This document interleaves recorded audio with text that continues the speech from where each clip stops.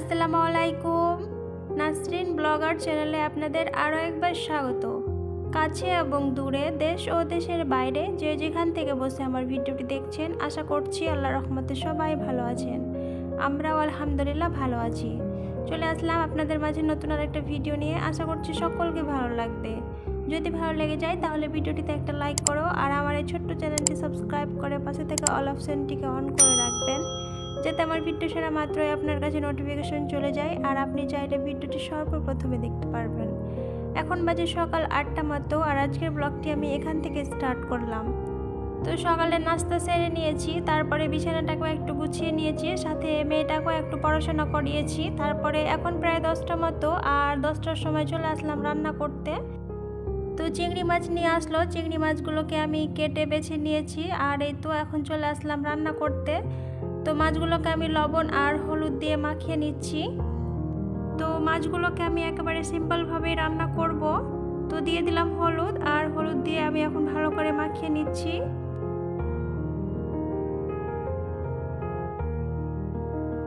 তো এই তো দেখতে পাচ্ছেন ভালো করে মাখিয়ে নিয়েছি, আর এই তো কড়াইয়ে দিয়ে দিলাম তেল, আর তেলটা একটু গরম হয়েছে, আর সাথে আমি একটু লবণও দিয়েছিলাম। লবণ দিলে এতে কি হয় যে মাছটা লেগে লেগে যাবে না। তো এই তো লবণ দিয়ে আমি দিয়ে দিলাম চিংড়ি মাছগুলোকে। তো এবার ভালো করে ফ্রাই করে নিচ্ছি। এখন পর্যন্ত যারা আমার ভিডিওটির সাথে আছেন, একটা লাইক দিতে ভুলে গেছেন, প্লিজ একটা লাইক দিয়ে দিবেন, কারণ আপনাদের একটা লাইক আমার এই ভিডিওটি আরও নতুন নতুন আপু ভাইয়া আন্টিদের কাছে পৌঁছে যাবে। আর আমার ভিডিওটি যদি নতুন কোনো আপু ভাইয়া আন্টিরা দেখে থাকেন কিংবা আগে থেকে দেখছেন কিন্তু এখন সাবস্ক্রাইব করা হয়নি, তো প্লিজ একটা লাইক দিয়ে আমার চ্যানেলটি সাবস্ক্রাইব করে আমার পাশেই থেকে যেতে পারেন। আর যারা এই কাজটি অলরেডি করে দিয়েছেন তাদেরকে জানাই অসংখ্য ধন্যবাদ। তো আমার মাছগুলো ফ্রাই করা হয়ে গেছে, এবার ওই তেলেই দিয়ে দিলাম পেঁয়াজ বাটা, রসুন বাটা, তারপরে দিয়ে দিয়েছি সব রকম মশলা। তো সব রকম মশলা দিয়ে তো মিক্স করে নিচ্ছি। আর এই তো দেখতে পাচ্ছেন আমার মশলাগুলো থেকে তেল ছেড়ে ছেড়ে দিয়েছে। আমি এখন এখানে জল দিয়ে দিব। তো দিয়ে দিলাম জল, আর এই তো ঝোলটা একটু ফুটে উঠেছে। আমি এখন দিয়ে দিলাম সবগুলো চিংড়ি মাছকে।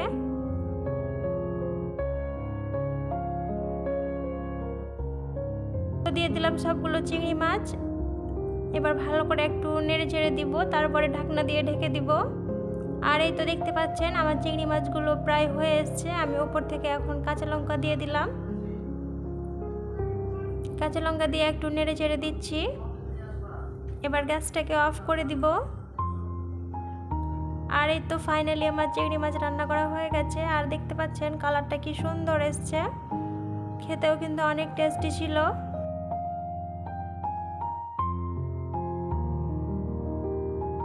দুপুরে খাওয়া দাওয়ার পর আর কোনো কিছু শেয়ার করতে পারিনি। এটা হচ্ছে রাত্রিবেলা।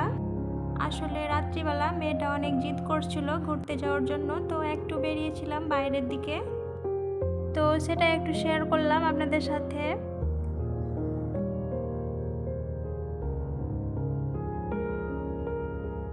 আমরা যেখানে থাকি সেখান থেকে বাজার কিন্তু খুব বেশি দূরে না, পাশেই। তো যখন ইচ্ছে হয় একটু বের হই, আর ঘুরতে যেতে কিন্তু আমাকে খুবই ভালো লাগে। সাথে মেয়েকে তো অনেক ভালো লাগে। ওকে যদি আমি শুধু একবার বলি আমরা ঘুরতে যাব, মেয়েটা তো আমার অনেক এক্সাইটেড হয়।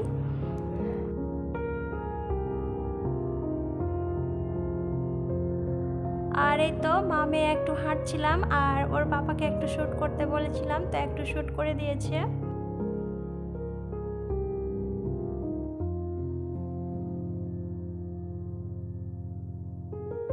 তো বাইরে থেকে ঘুরে আসলাম, ওখান থেকে আসার পর মেয়েকে একটু ক্ষুধা লেগেছে, তো ও নাকি কিছু খাবে। তো এই তো ওর জন্য একটু বের করে নিচ্ছি ব্রেড, ওর সাথে আমরাও একটু খেয়ে নিব।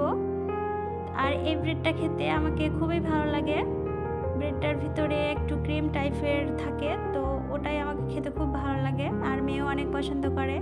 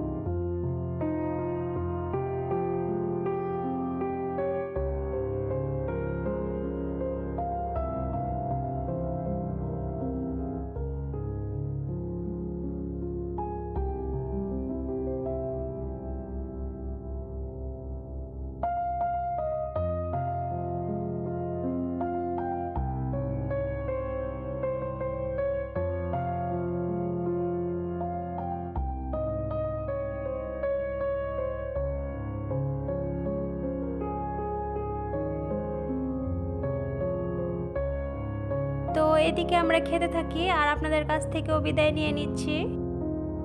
আমার এই ছোট্ট ভিডিওটি আপনাদের কাছে কেমন লেগেছে অবশ্যই কমেন্ট করে জানাবেন। ভালো লাগলে একটা লাইক করে দিবেন, আর যদি খুব বেশি ভালো লেগে যায় তাহলে ফ্রেন্ড আর ফ্যামিলির সাথেও শেয়ার করে দিবেন, আর সাবস্ক্রাইব করতে কিন্তু কেউ ভুলবেন না। আজকের মতো এখানেই বিদায় নিচ্ছি, দেখা হচ্ছে নেক্সট ব্লগে। ততক্ষণের জন্য সবাই ভালো থাকবেন, সুস্থ থাকবেন, আর আমাদের জন্য দোয়া করবেন। আল্লাহ হাফেজ, আসসালামু আলাইকুম।